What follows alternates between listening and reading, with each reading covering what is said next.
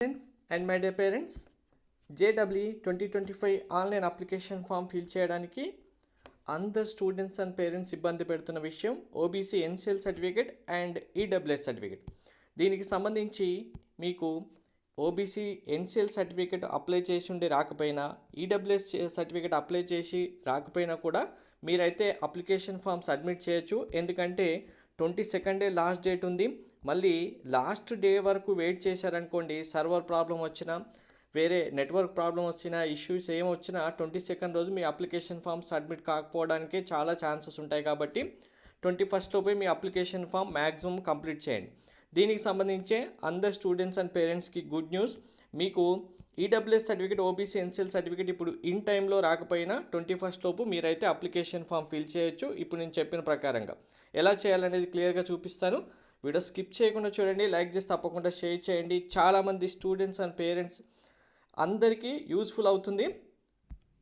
So మీకు OBC NCL certificate కానీ EWS certificate issue చేస్తే కనుక ఇక్కడ నెంబర్ ఎంటర్ చేసి, డేట్ ఎంటర్ చేసి, ఇష్యూయింగ్ అథారిటీ ఎంటర్ చేస్తారు. కానీ మీకు ప్రతి ఎంట్రన్స్ ఎగ్జామినేషన్ సంబంధించి ఆ జేఈ కౌన్సిలింగ్ సంబంధించి కంప్లీట్ గైడెన్స్ కావాలి, మెంటర్షిప్ కావాలనుకుంటే డీటెయిల్స్ డిస్క్రిప్షన్లో ఇచ్చాను, వెరిఫై చేయండి. సో ఇక్కడ మీకు ఆల్టర్నేటివ్ ఆప్షన్ ఏంటి, ఎలా అప్లై చేయాలంటే క్లియర్గా చూడండి. మీరు కనుక మీ సేవా సెంటర్స్లో మీకు 3 ఆప్షన్స్ ఉన్నాయి, క్లియర్గా చెప్తాను చూడండి. మీ సేవా సెంటర్స్లో అప్లై చేస్తే మీకేమొస్తుంది, అప్లై చేసిన తర్వాత వాళ్ళు 15 డేస్ కానీ, 20 డేస్ కానీ, 30 డేస్ కానీ చెప్తూ ఉంటారు. అది మీ మీ మండలాన్ని బట్టి, అక్కడ ఉన్న అథారిటీ బట్టి ఉంటుంది.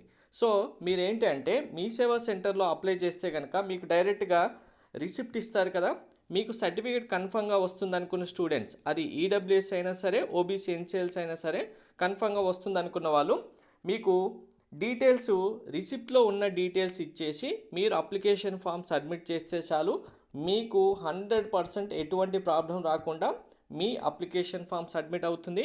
మీకు ర్యాంక్ అలాట్ చేస్తారు. 0.001% కూడా మీకు ఏ ప్రాబ్లము రాదు.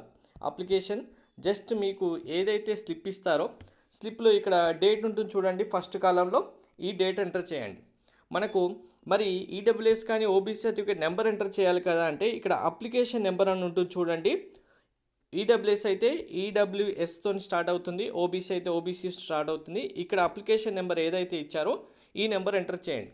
సో ఇష్యూయింగ్ అథారిటీ అంటే కామన్గా అందరికీ ఎంఆర్ఓ అండ్ తహసీల్దార్ అని ఉంటుంది. కాబట్టి ఎంఆర్ఓ హైఫన్ పెట్టేసి తహసీల్దార్ అని పెట్టేయండి, సరిపోతుంది. ఎంఆర్ఓ లేదా తహసీల్దార్ ఇద్దరిలో ఎవరైనా ఒకరు ఉంటారు. కాబట్టి ఇద్దరు సేమే, కానీ అక్కడ ఉన్న మండలాన్ని బట్టి నేమ్ అనేది ఎంఆర్ఓగా వస్తుంది, ఇష్యూయింగ్ అథారిటీ, లేదంటే తహసీల్దార్ అని వస్తుంది. ఏదో ఒకటి మీరు రాయడం మళ్ళీ కన్ఫ్యూజ్ అవ్వడం కంటే ఎంఆర్ఓ తహసీల్దార్ అని పెట్టేయండి, సరిపోతుంది.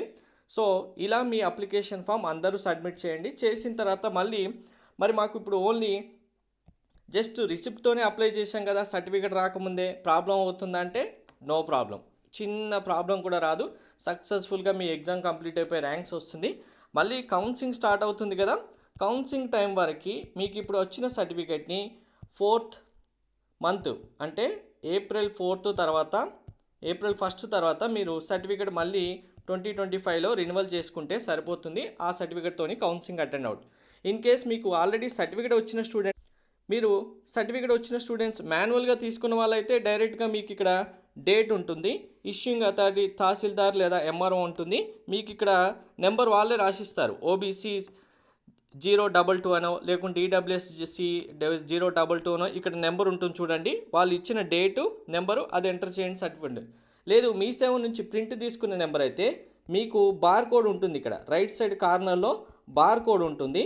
ఈ బార్ కోడ్ తర్వాత డైరెక్ట్గా మీకు ఈడబ్ల్యూఎస్ ఓబీసీ సర్టిఫికేట్ అనేది నెంబర్ ఉంటుంది, ఈ నెంబర్ ఎంటర్ చేయాలి. నెంబర్ తర్వాత ఇక్కడే డేట్ ఉంటుంది, డేట్ ఎంటర్ చేయాలి.